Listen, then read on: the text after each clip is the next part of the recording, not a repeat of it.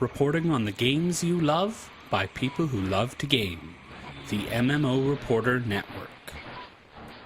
You're logging into your favorite game, grinding out some gear.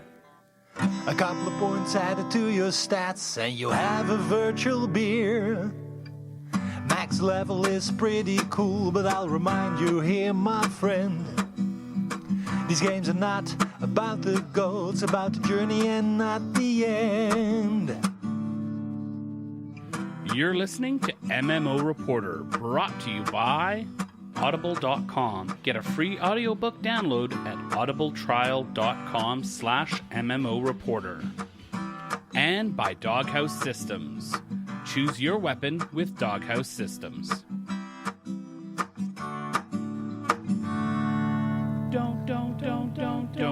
Don't forget about your ults you need to cherish. Each and every little character you've got, no matter what level they're at. Don't forget about your ults you need to cherish. Each and every. Hello, this is MMO Reporter, episode 162. My name is Harry.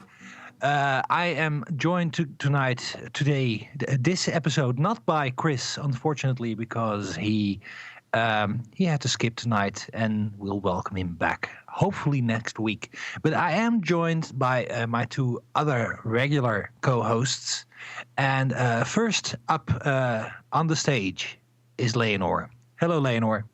Hello, minions. I am not a big monkey. And we are very happy that you say you are not. Bill, you are my second, and not just the second, but the second. I'm completely lost here. Bill, how are you? I'm excellent, and I just really wanted to say that the secret to being a regular co-host, bran and vegetables. It's very important. I feel like I'm still asleep and I'm in kind of a nightmare because you two are saying things that are completely irrational and illogical. You know what will fix that, Harry? It doesn't matter. I'll get over it. I'll wake up screaming in cold sweat as I always do after these recordings. I will try to advance this quickly and promptly to the first bit of our show, which is now famously, what did you do in game? So I'm going to ask this question to our two co-hosts, and the first I'm going to ask it to is Layanor. What did you do in game? My quest to get rank 13 in Lotro is still continuing. I am 5% away. I thought it was going to be rank 13 this week, but things got a bit slow, so I didn't get to there. So hopefully next week. Okay. Hopefully more than just that.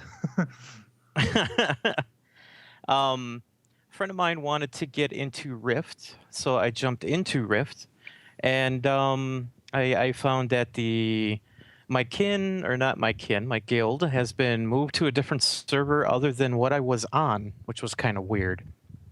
They didn't tell you? No. It says that as soon as I logged in, it said my guild has been transferred over to whatever server it was.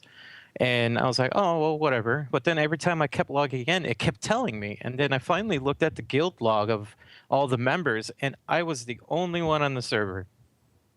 Do they give you the option to... I had no powers or anything either, so I couldn't kick myself or others out. No. Do they give you the ability to follow your guild? I don't know if they gave me ability to transfer. I would have to transfer my character, and I don't know if it offered that to me or not. I didn't really look around for that.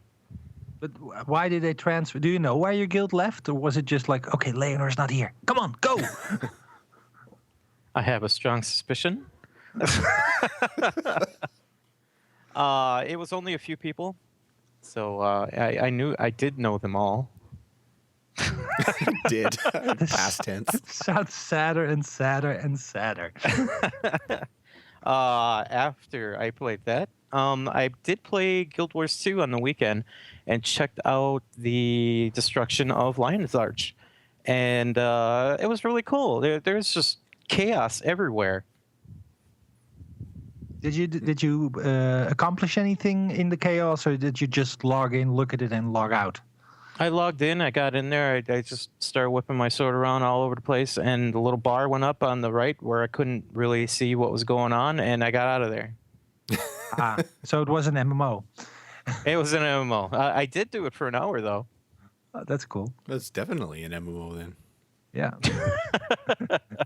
Hit things for an hour while a bar goes up. That's an MMO. And this will be the last episode of MMO Reporter because we've basically solved it now. Yeah. We defined it. We cracked the code.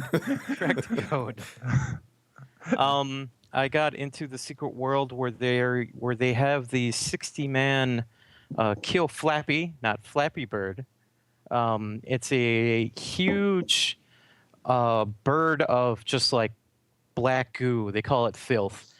And 60 people can just run in there without a raid and, not grouped up and just hack away at this thing while it does all kinds of neat things. I don't want to give it away too much because this thing's actually pretty cool when you get into it. I got to do that a few times. They do it every 3 hours. So is Flappy a direct response to the whole Flappy Bird phenomenon that came and went and everything? This actually started before Flappy Bird. There's a place called Argatha where all of the different areas are linked to tree branches, and you could just walk to the tree branches and go into these different worlds. And Flappy, the players named this thing Flappy because there was no name for it. They didn't. The game actually didn't name it until way later. They just kept calling it Flappy because it would fly around in Agatha and poop on people. So it was hipster Flappy. It was Flappy before it was cool to be Flappy. We have a name for the show, people. And then I played Demigod on the weekend. I didn't really play with anybody. I just played the solo game. And Demigod is the first commercial MOBA that came out, at least as far as I know. And I just put it in because I was thinking about how many numbers are on League of Legends right now of people playing and realizing that this kind of started it. I mean, I know it came from the World of Warcraft. Yeah. This came after, but it was one of the. I reviewed it back in the day. It was one of the first. I think it was the first packaged MOBA. Yep. So I just played it just for the nostalgic. I have the box right behind me. It was actually pretty fun, unless you were playing against other people. Then it sucked because it's a MOBA. So, did you do anything else, dear Layanor? No. Layanor, Bill, what did you do in Layanor, did you do anything else, dear Layanor? Did you? I was thinking the same thing. Got a hole in my bucket. Okay, this is terrible.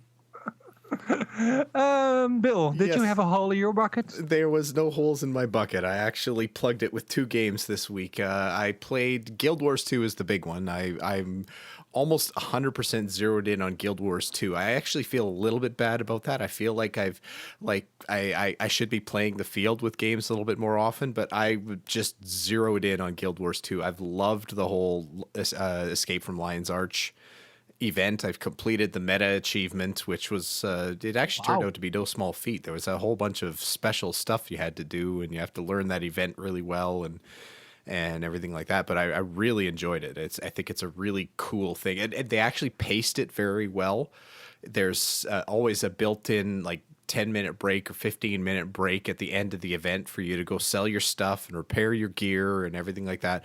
And you get thrown back into it really quickly. It's not like there's a lot of downtime or hovering around and waiting. You're talking 5 minutes or so, maybe, after you've done all the other character maintenance. And then you're right back in it. So I loved all those events. They could do more like that. I hope they destroy every city in Tyria. But I agree. It's interesting that I did feel like I was standing in line though, because you were standing at the southern gate of Lion's Arch, waiting to be allowed in. Yeah. Well, at least they gated it with kind of that pre-event, so the gates don't open until you defeat the invasions at each each entrance to Lion's Arch. So it's a signal to get your butt to Lion's Arch, and B, it gives you something to do while you're waiting. So it's I thought that was actually a nice touch to add to that. I don't disagree. It just the first time I got there, it was actually like everybody was standing at the southern gate, and I was like, "What's happening?" Well, we're gonna start in 5 minutes. Like, why are we standing here? I felt like I was in the theme park, literally standing in line for the ride to start. but once you get in, and as you say, once the pre-event starts, it's fun from there on, and then there's no problem. It's just weird. Is there like a big boss or something in there? Because when it was over, a voice came out and said, "Everybody leave the town now." You know, whatever was going to happen. Everybody started running out, but there were people that were saying, gamers that were saying, "Stay, because we can kill this thing. You don't have to evacuate right away." Do you guys know? No, there is this poison this miasma that's growing. That's basically the gamification of the time limit, and at the end of the time limit, you are kicked out regardless. It's not. It is possible to keep the miasma down a little bit, but there is a hard limit, I think, of 50 minutes or something. There's two possibilities there. You either had trolls that were looking to make sure you died because the miasma does kill you and then kicks you out of the area. Or there's people who were working on, there's a couple of champion bosses that tend to spawn right towards the end of the event, usually around, actually there's a couple they're right around on the 40s on the clock. So at 9:40, 10:40, 11:40, that kind of thing. And they don't like it when you're fighting those champions and half of everybody just suddenly disappears because the event gets scaled based on the number of people that are there, and if half the people bail in the middle of the scaled event, it suddenly becomes quite difficult. So I suspect that's probably what you were hearing, though. But I'm amazed at the popularity of it too. There's so many, like I got thrown into overflow servers all over the place. I think I probably did overflow events at least as much as I did events in my own server, which is so nice to see. It's always fun when these events go on and there's tons of people there. Oh yeah. Yeah, it's and the zerginess you said last week is a good reason to join in as quickly as possible, because it's so much fun to just lay. It feels like you're actually running through a city under siege.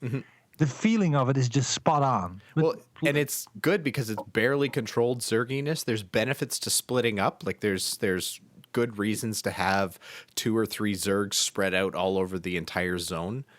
But it's still it's the chaos. You just follow the action and you could really get lost in it quickly. Like the time just flew by.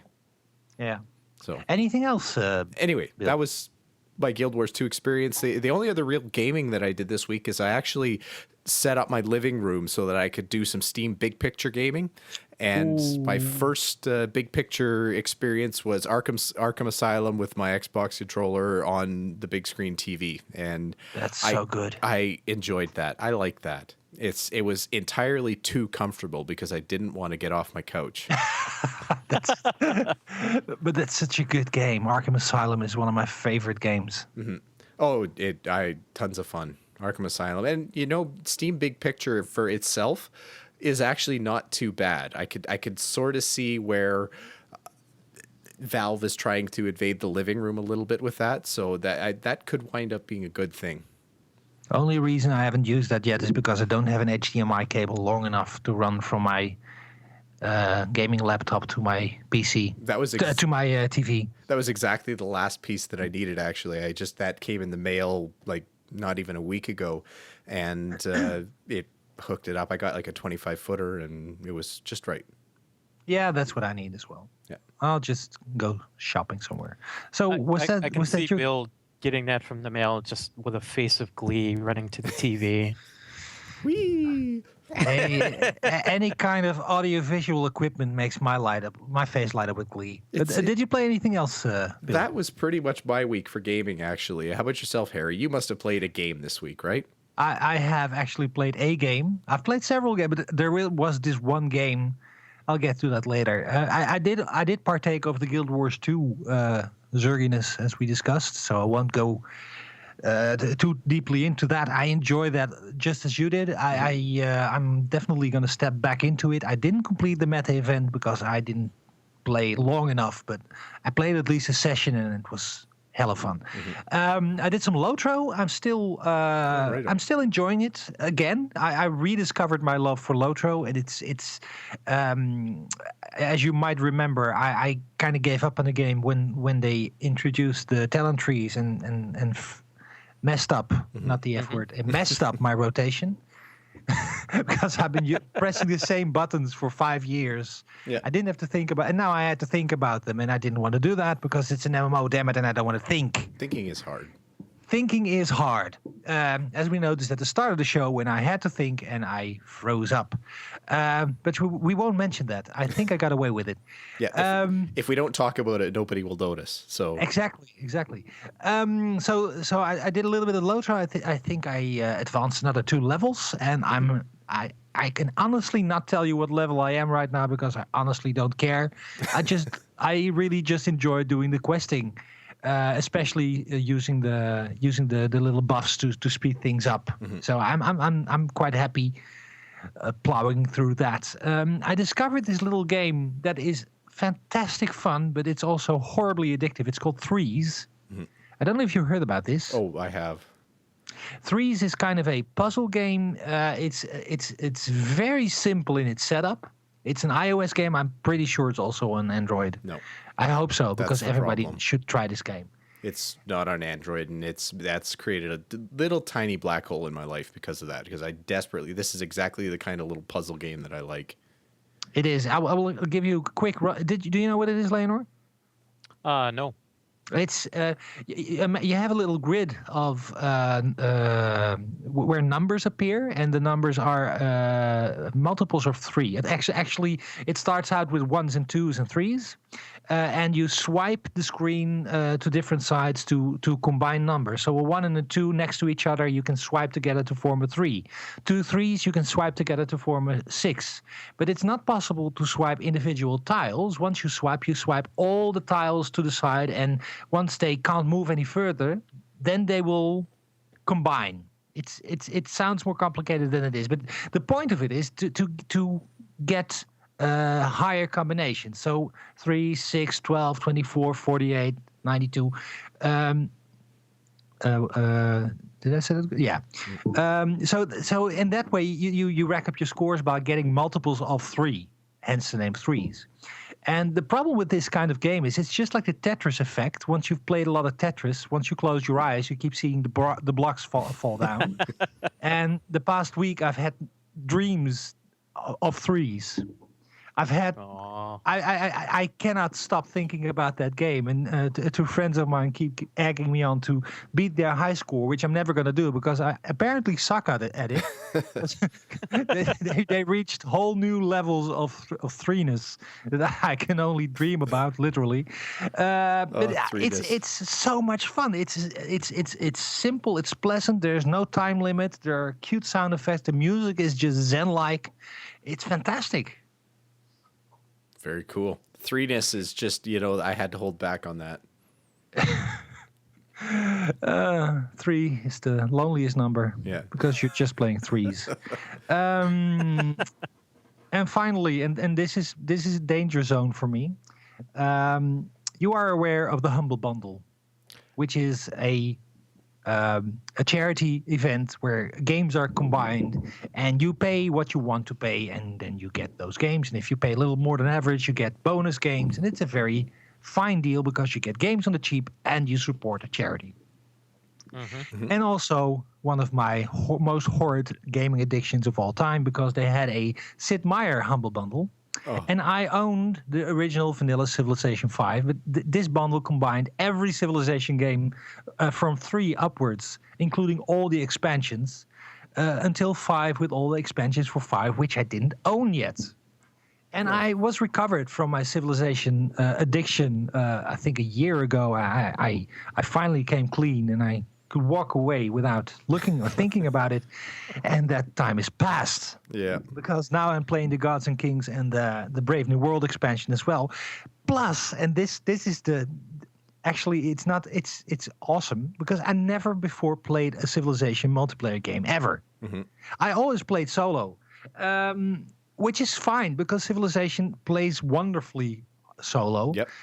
But I the same two friends that I do a podcast with, because I had a Steam code extra because the bundle included Civ 5, which I already owned, so I could give it away. Mm-hmm. One of my friends didn't have Civ, I gave it to him. Another friend bought the same bundle as I did, so we had the same system, the same deal. So we decided to do a multiplayer game. First, we thought of doing one of those play-by-email setups, but apparently you need a different server for that, a pitball server, and it's complicated and nasty and ugly, and so we decided just to jump in and see if we could finish a game in a couple hours. This game is still running.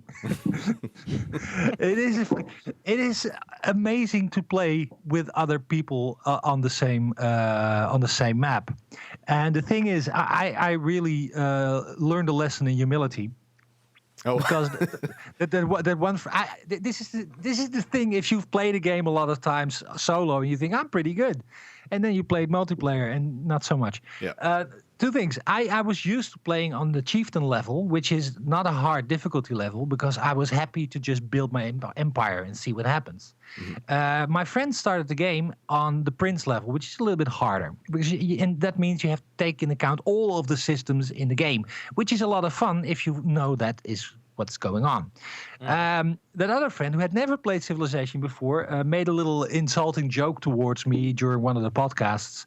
And after that he said, okay, we're going to play Civ, but please be kind because I've never played that before. So I smiled like a shark and said, sure, and started building my army. So I thought, you know what? I'm going to just roll over him after 5 turns and just like, you made a joke, well, the joke's on you. And then I discovered that my empire was starving, running out of gold, and had to fight barbarians in a different land. The ironic thing was I was playing the American side, mm-hmm. and I had an actual army on a faraway island fighting barbarians while my country was going through a financial crisis. I am not making this up. So the only thing that would have made this more awesome was if there were actually a Chinese party that I could borrow money from, but that wasn't the case. I was actually on the map with India and the UK, mm-hmm. and eventually the UK had to bail me out. They actually had to come in and help, and then the multiplayer aspect becomes fantastic because not only do you realize that you are actually not alone on the planet because you are dependent on strategy. Your strategy depends on cooperation and trading and things like that. But also because of the harder difficulty, I had to actually run my country mm-hmm. rather than just pump out units and kill everything. Yeah. Mm-hmm. And my game just changed from trying to pull a joke on a friend to actually playing the game as intended. And my mission became to become solvent and happy and do the things that I had to do. And I think of little else. I started a single player game after that, and I must admit, and this is terrible because I'm a freelancer. That means my time is my own, mm-hmm. but it also means that if I don't work, I don't get paid. Yeah. And my entire Monday, I started at about 9. I usually start work in my home office at 9. Mm-hmm. But I think I just put a couple of turns into my Civilization game. No. That doesn't work, Harry. I'm 100% with you. Civ is a horrible thing for me. I love it, but I'm almost afraid to start a game because same kind of thing. I can't play for even an hour. I couldn't. If I put an hour in, I'm putting in 6. There's just no two ways around it. And I played for 7 hours straight with just a break for lunch. But it's what you say. I mean, it's. 1 turn is too many, and 1,000 turns is not enough. I mean, it's. Oh man, if anyone out there that hasn't played Civ, I wholeheartedly recommend that you both play it and avoid it at all costs because you'll either enjoy it thoroughly or you'll enjoy it thoroughly and your life will be flushed down. the toilet. Well, and I played as I said, I played vanilla Civ 5 for a long time, and now all the additions. I was a huge fan of Civ 4 because I had a complete game for that. Mm-hmm. And all the things that were missing in Civ 5 that I was used to in 4 are now back, but better. Because they have now espionage and they have a religion system that is so good, and the tactics is I think of little else. It makes me want to play Civ 5 right now, and it hurts. Like I'm sure that it's overstating it, but I feel like this is what an addict feels like when they're jonesing. Like I really want to just play a couple turns. It'll be okay. Just one more. You can quit any time. It's turn-based. The thing is, it ceases to be turn-based once you're playing, because you can't stop. It's not like there is a feeling of urgency, and there is the feeling of if I walk away, then things will go wrong. Yeah. So you have to keep playing. So I am, but I'm very happy because I was actually looking for a good game. A while I've been going through. I have over 1,000 games in my collection here, and I've been going through random games, thinking what to do, and I found what I'm going to do for the next couple of weeks. Yeah. Civ is not so much a game as it is a way of life. Yeah. So that was my week in gaming, and I think that means that we're. And we have officially spent too many turns talking about Civ. So let's talk about the news. We could do a Civ podcast, yeah. Oh, God, it would never end.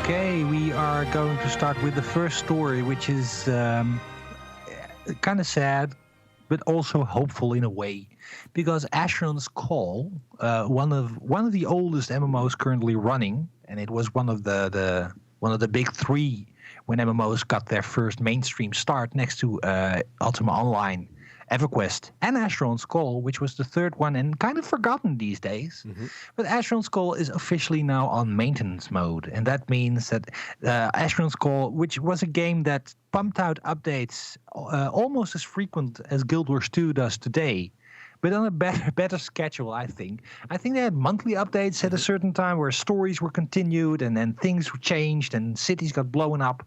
And all of that will now be... the game world will now be at peace because there will just be some bug fixes and other critical stuff, but no more content updates unless there is time for one or two little things. Mm-hmm. That's what Turbine actually says.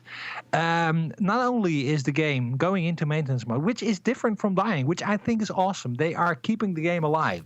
Mm-hmm. They could have shut it down, as some companies do, but they could just, but they didn't. They just keep it going for the people who are still playing it. They actually resurrected Asheron's Call 2, mm-hmm. which they will also keep running. And actually will be part of kind of a free-to-play package for Asheron's Call and Asheron's Call 2 fans who will continue to be able to play the games, both of the games, for free at a date in a not-too-distant future.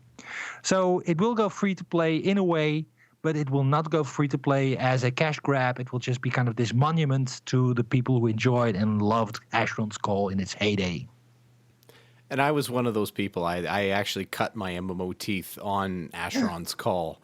And it's like you said, it makes me happy, but also a little bit sad. The fact that Asheron's Call was still going, it's almost like the past is still carrying on. Like my time when I was brand new to MMOs and that new fresh feeling was still happening for some people out there. And I guess the fact that it is at least still going and there's the possibility that I could go back if I wanted to is comforting. But yeah. I don't know that it'll ever happen. I guess it could. I shouldn't say never. It's on the list, but you want to know that it's there, that world is still there. My little show, Unarmed Warrior. I feel like he's a little bit part of me. What they're also adding is you will be able to run your own your own server of the game as well. They will be opening that up for people. So technically, we could start our own MMO reporter network, Asheron's Call server. We could. Sorry, what? We could have 4 people on it. It would be great. I think that will be a interesting experiment in multiplayer gaming. And then in the chat we keep saying World of Warcraft is better. Just to keep that feeling alive. Yeah.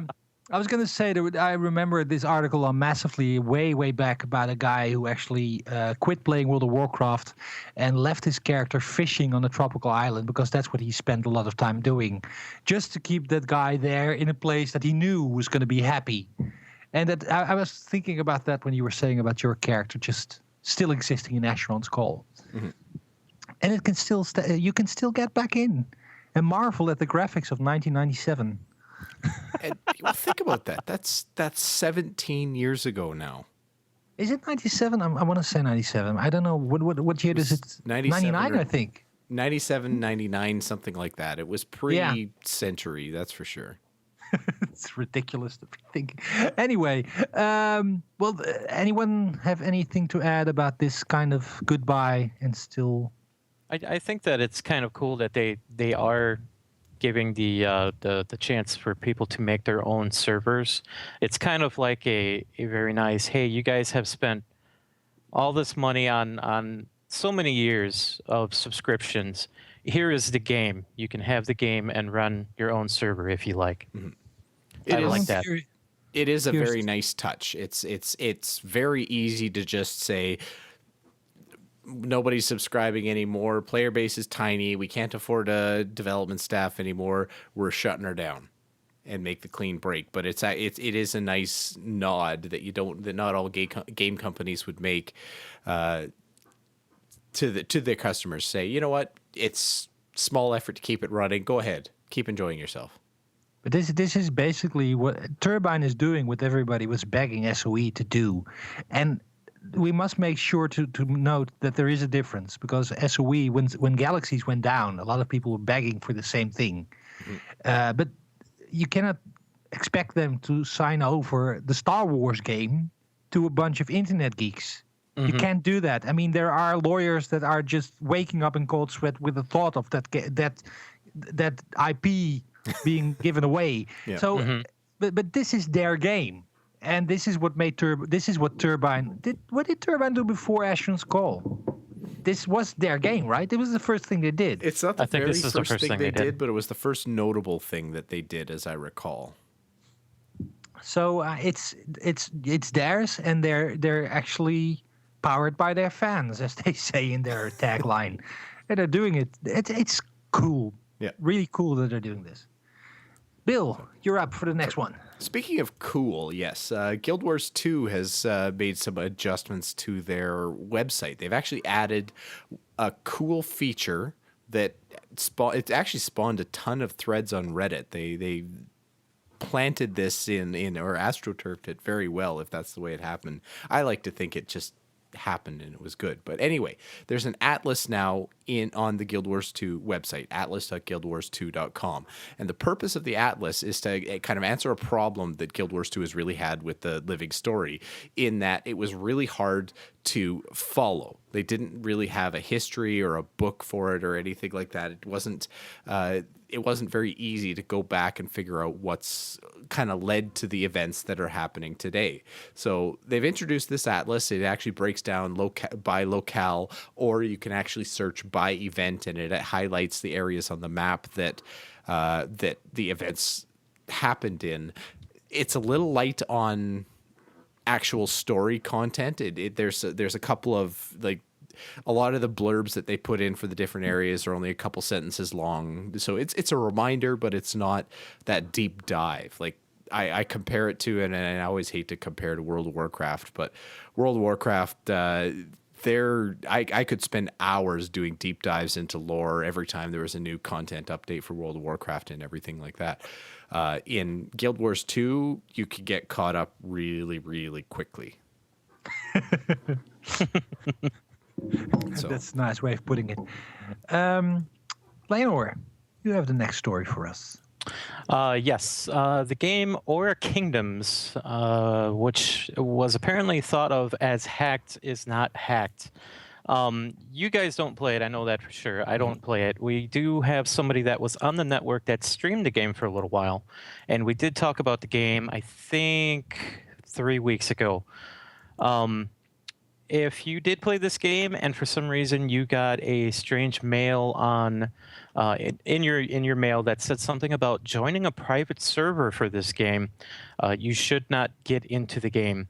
And the company doesn't really know what's going on with these emails, but if you have gone on Facebook and signed up for the notices or whatever for Facebook for this game, you might have signed up on the wrong official Facebook page for this.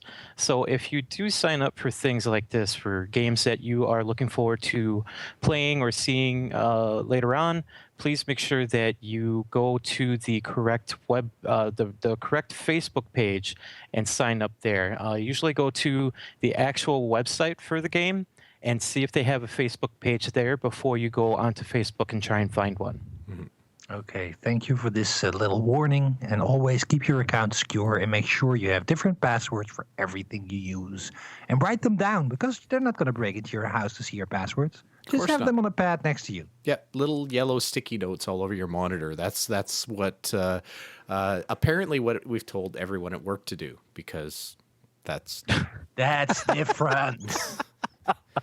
And if you have roommates, you shouldn't do that either. But if you are actually at home and you are reasonably confident in the trustability of the people around you, there is no harm in writing different passwords down on a piece of paper, because the chances of people breaking into your house to get your Aurora Kingdoms account name and password are not that big. Keyloggers are a problem. Burglars are not. At least not for passwords. What I actually really like is programs like LastPass or web apps like LastPass or KeyPass is actually one that I really like as well, because you can actually store that on your computer yourself and double secure it. Mainly because not only do they actually save all your passwords, but they also have these fancy password generators. Like, I couldn't even tell you my password to log into Guild Wars 2 or Lotro or anything like that. They're all these 16-character messes that even if you read it 4 times, you still wouldn't know it. So what I find is that if I use the password MMO Reporter, people usually don't guess it. That's a good strategy. You should keep doing that. I will do that at every service I use. It's just MMO Reporter. Mm-hmm. Yeah, I would never guess that. That's just a mystery. Now it's time where we listen to music on Sprockets. I was going to say, maybe this is a double bluff.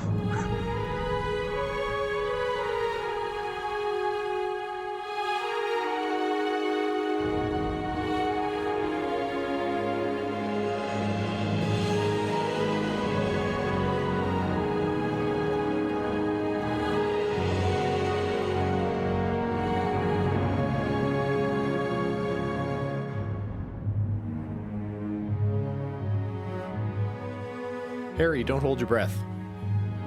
And for everyone in DC Universe Online that was holding their breath for green auras for their characters, you can have a breath now, because that is coming up, or it has been released. There's been a new DC Universe update that's just recently come out. That's a couple of, basically the feature list for it is now green auras, because, you see, the patch notes are going to be rough when one of the selling features of the patch is that you can make your character glow green.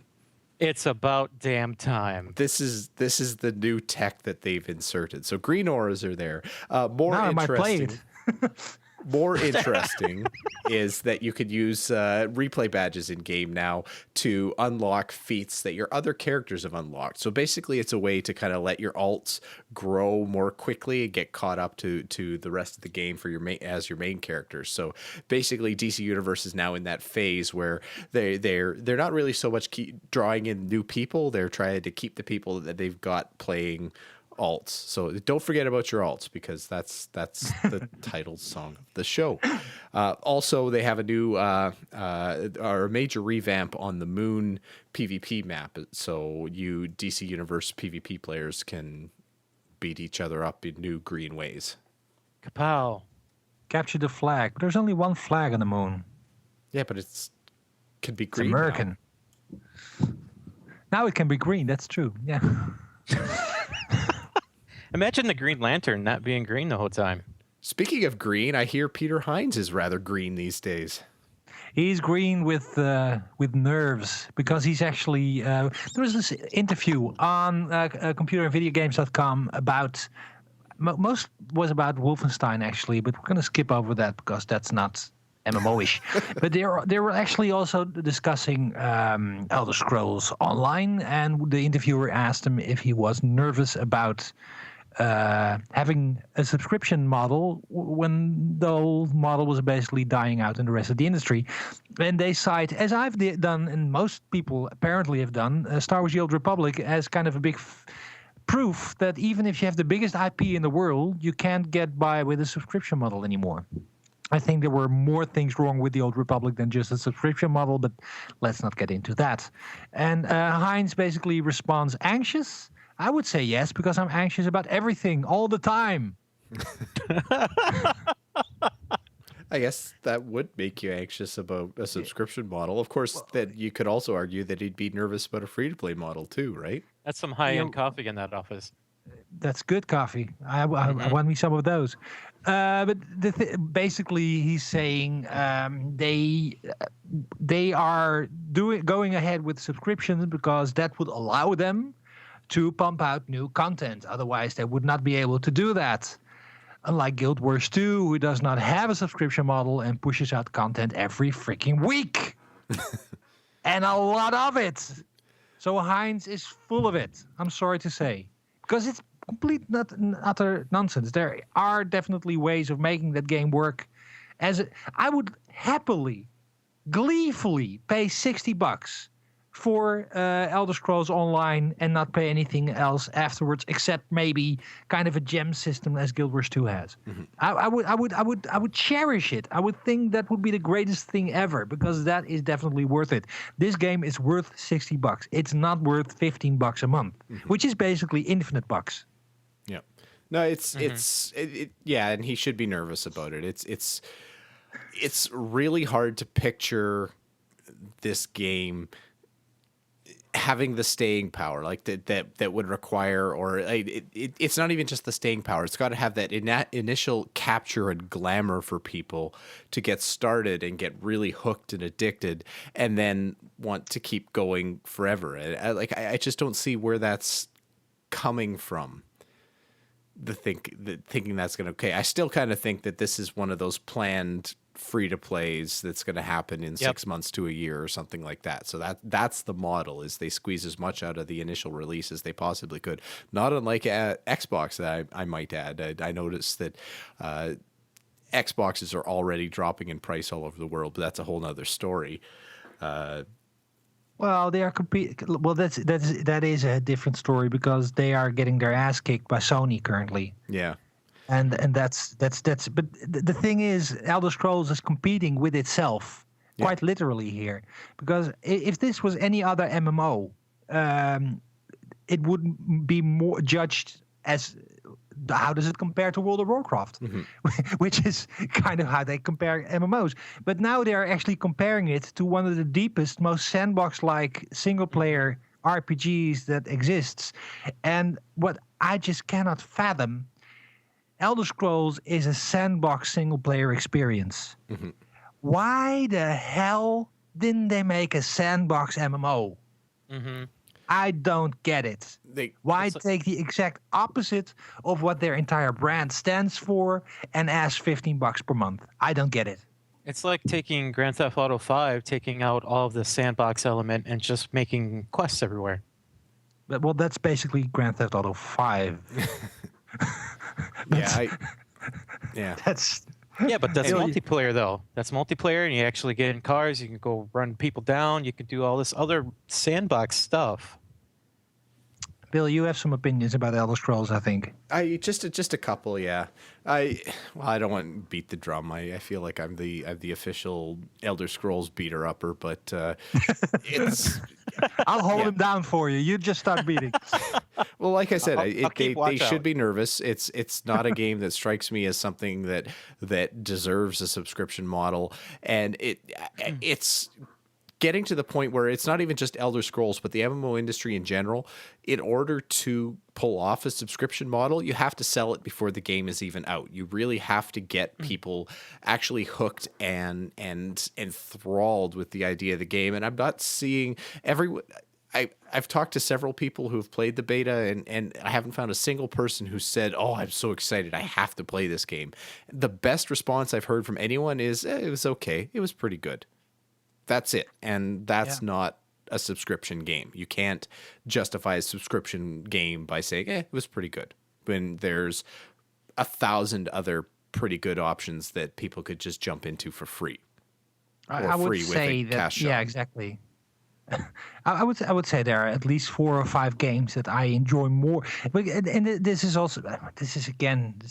cliches by now, but you're not if you're launching an MMO, you're not competing against the launch of other MMOs. You're competing against MMOs that have been running sometimes for 10 years and have 10 years worth of content.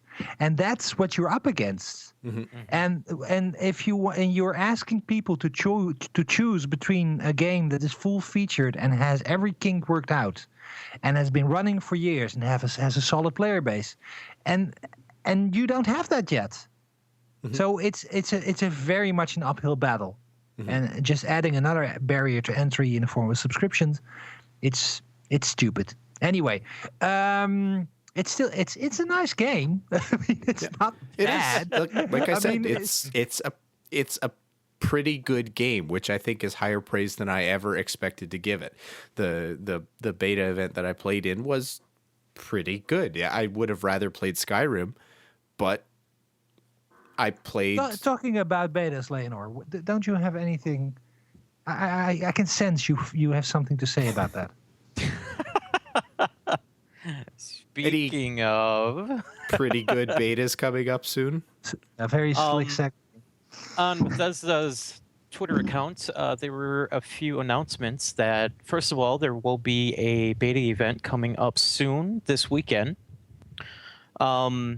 The NDA is, of course, taken off. We heard about that, but this is going to be the first beta event where there is no NDA, so you will be able to take pictures and stream. And there's going to be a Mac client out for people to beta test the game. Yeah, and Mac that players. is pretty cool. I'm happy for Mac players. I hope they love it. Is Maybe there that's Skyrim for Mac? Maybe that's going to be the hook. Maybe this is going to be the Mac MMO. Well, that's actually EverQuest. There is still the original vintage EverQuest is still running in the Mac version. Mm-hmm. So that's the Mac MMO. I don't know if there's a Mac. Pretty sure World of Warcraft works on a Mac, doesn't it? Wow, absolutely. Yeah, all Blizzard games are on the same disk. Both. Well, if I say disk, when they were shipping CDs. What is this disk you speak of? Elder Scrolls V Skyrim is available for Mac by theportingteam.com. Apparently, there's some fan-made port. Anyway, it doesn't matter. So you can actually play the superior game there. There are actually some Twitter comments, aren't there? About the beta. Oh, you said them. I'm sorry. Thank you for paying attention, Harry. You're welcome, Harry. Layanor, I think that's it for the news for this segment. I think we're going to listen to some pretty music.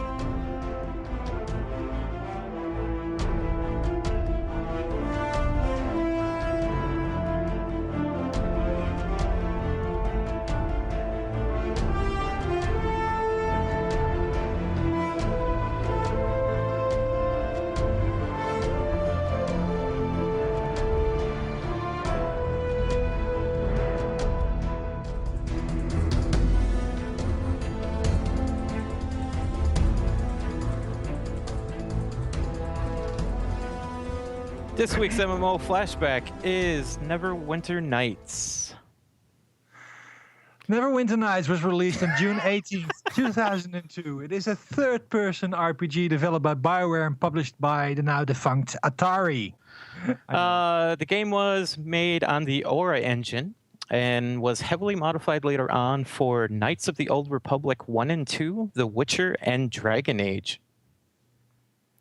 So, let's see, we got Harry this time. Harry, where were you when this game was first released? June 18th, 2002. Gosh. Stop looking at the wiki.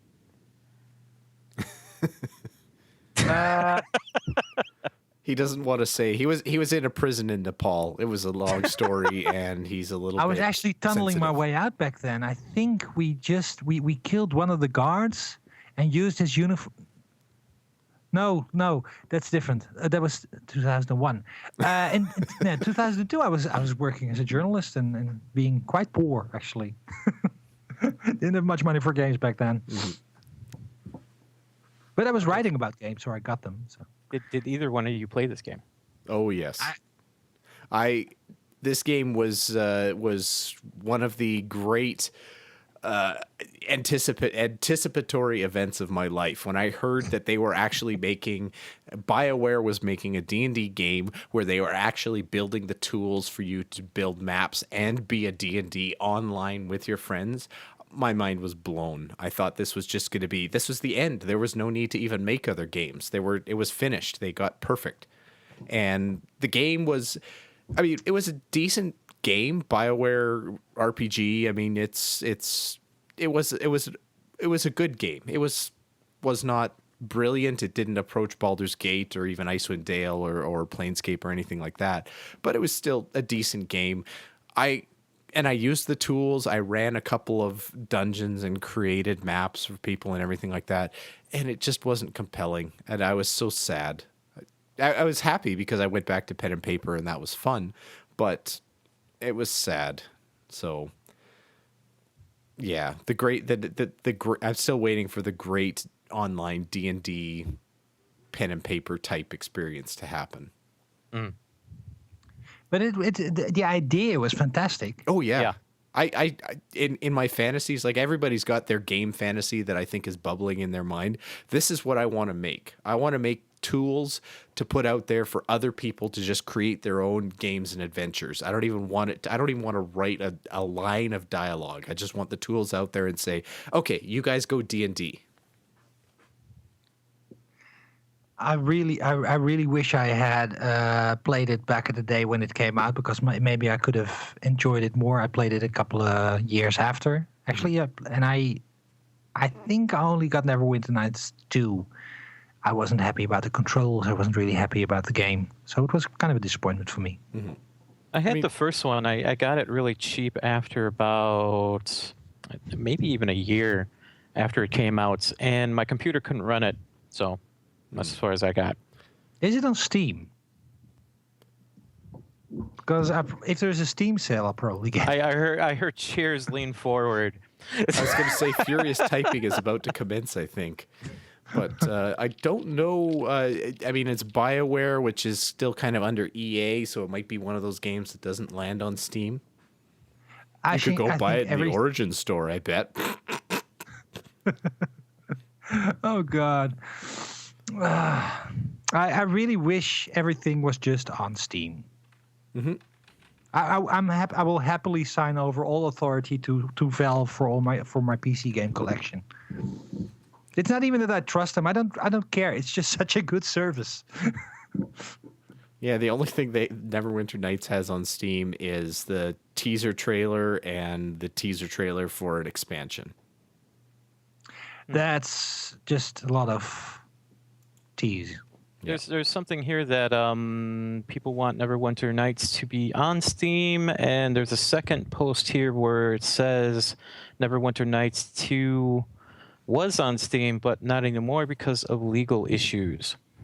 Mm-hmm. Maybe Good Old Games has them. They're good. I'd bet $1 that they do. Anyway, I mean, we're not shopping here. We are actually shopping while we're doing the podcast. This is not shopping. This is not good podcast behavior, and I think Chris would be very disappointed in us if you would end the show that way. Especially if there are some sponsors who we must definitely thank for making all this possible. All this and more is made possible by Doghouse. If you want a computer and you probably want RAM in that, you probably would like to double that RAM magically.